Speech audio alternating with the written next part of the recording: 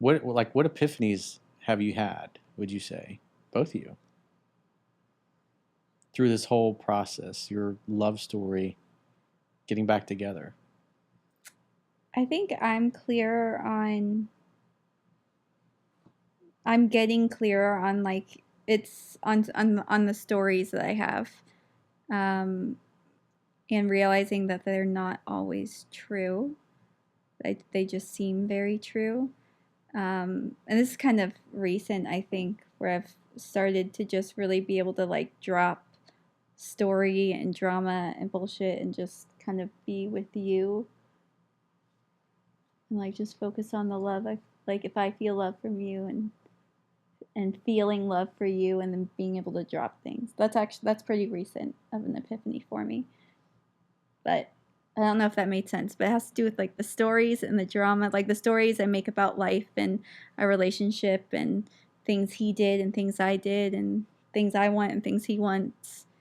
And just really being able to like come back to center to like what is actually true between us and feeling the love between us and letting everything just drop out and then going from there.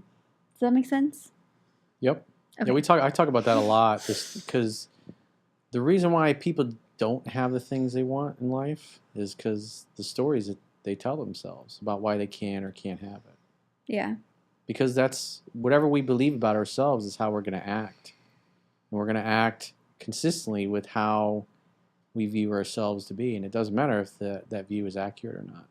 Yeah, and the stories can really hold us back and create a lot of pain in the relationship as well. So, yeah. What's your epiphany? I listen more and I talk less. And anytime Ashley speaks, I close this. Because sometimes in the past I would bulldog her a little bit or bulldoze her, like just. But now I'm understanding that to support her, I need to listen more. So she feels heard and understood. And listen to her and acknowledge her is huge. Mm-hmm. That was a big part. The other thing was take responsibility for everything that I feel. Whatever I feel is mine. It's not hers. If I feel unappreciated, that's my crap, not hers. But instead, I would feel that, and I would think it was because of Ashley, and make reasons why that was true. And there's always reasons that you can make up why that's true. But part of the coaching for me was realizing that I'm responsible for what I feel, not Ashley. And that's where the stage 2 consciousness came in, because I was projecting my frustration and feeling unappreciated in our relationship when that wasn't her deal. That was my deal. So I would say a huge part was taking responsibility for everything that I feel as my own and working on me in a way that would address that. So I came into the relationship not needing anything. I don't need anything from her now. I'm here to show up and sponsor her and protect her and listen to her and provide that masculine presence. I need nothing. I'm here to give. I'm here to serve. Nice. Mm-hmm. And I remind myself that every day. Every day. And I do the consciousness exercises to help me not only get that story. Well, the purpose of all relationships is you go there to inside. give. That's the whole. Whether it's a friendship or an intimate relationship or your kids or your clients, you're there to contribute. Yeah. And contribution fulfills all of your other 5 human needs of the 6. And going back to the dating stuff, I thought that was kind of fun initially, but I realized how hollow it felt because I'm going out with all these different women, and some of them were pretty. I actually saw one of them and got very jealous. It's amazing that effect that it has on women when she hears about you with another beautiful woman or she sees you with another beautiful woman. Like I wrote about one of those in my book. It was kind of like wasn't really going anywhere, and I went out on a date with a girl I really wanted to go out with, and she became single. And the other girl I was dating, who you know, but I'm not going to mention her name on camera, things weren't moving along at a pace that I wanted, and this other girl came back into my life and circled back around again a few years later, and we were out on a date, and I ran into the boss and her husband of the other girl I was really in love with at the time. And so she heard all about it, and she heard how beautiful she was. And at like 9:01 a.m., I'm driving to work the next morning, and the phone rings, and it's her. And she's like, "Hey, so I was calling to see how your night and evening went. Well, I just want you to make sure you're aware of all the possibilities that are out there." Nice. I was like, "I appreciate that." And then she became a lot more aggressive because she realized she was going to get replaced. And then ended up getting serious after that. The other girl ended up going back to her boyfriend, and they got married and lived happily ever after. No. It was just so cool how that she came back in my life for a short period of time, facilitated a love story for me. It was a big, big paradigm shift in my life. And it led to what I'm doing today. Oh, cool. That's a cool story. I like it. Yeah. We're doing great, man. We've had an amazing relationship ever since we got engaged a year and 4 months ago, whatever it was. Mm-hmm. Yeah, we're doing amazing.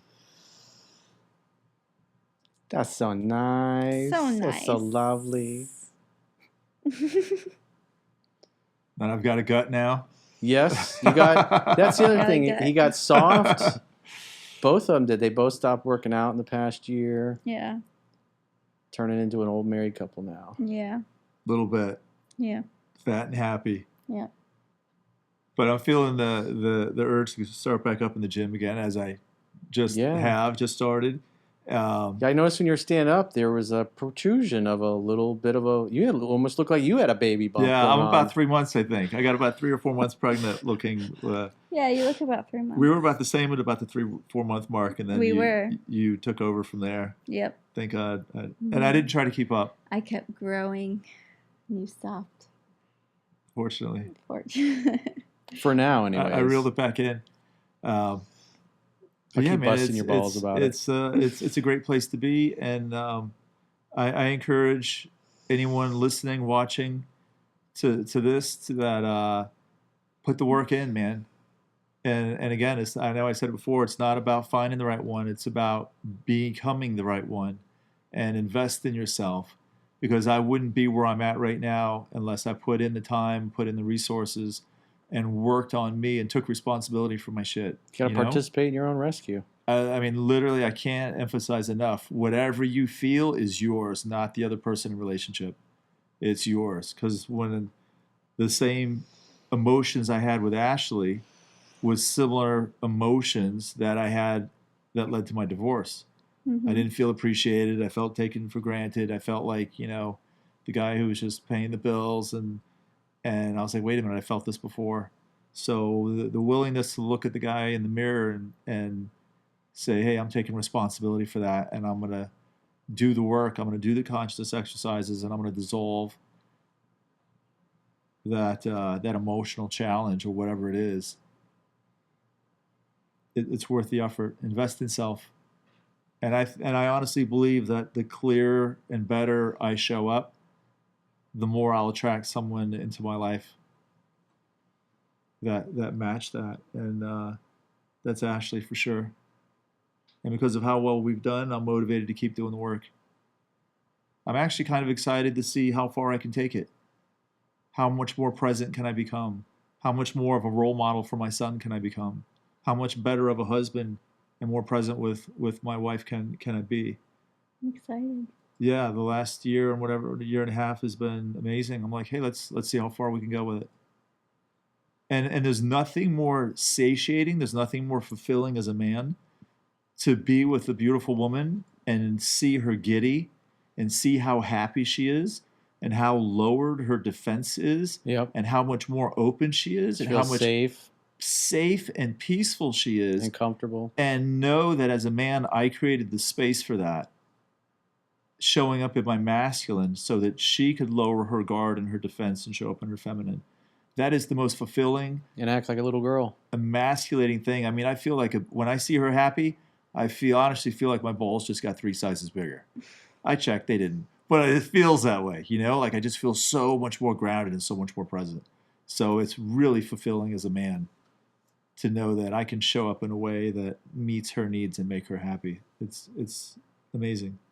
Yeah, I remember when we were, what was it, back in April, May, when we were up there, Gracie, Chunky, and I, and we were all getting worked on. It's like Ashley just would come in the office, the biggest fucking smile, and she would just like glide across the floor, and she was playful and giddy and so happy that she was pregnant and excited about being a mom. It's pretty cool.